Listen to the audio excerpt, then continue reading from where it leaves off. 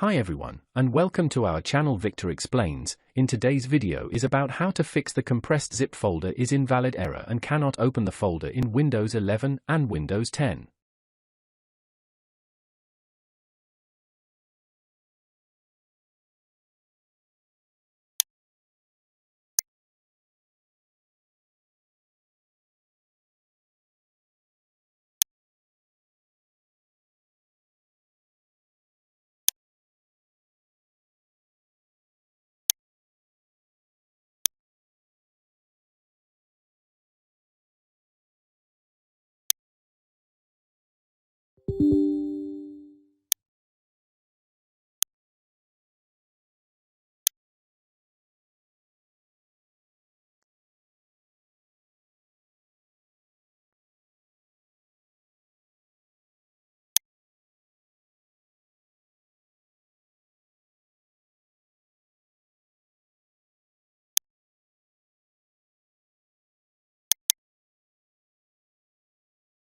If you found this video helpful, please like to encourage us and subscribe to our channel. Leave comment and share it with others so they can benefit too.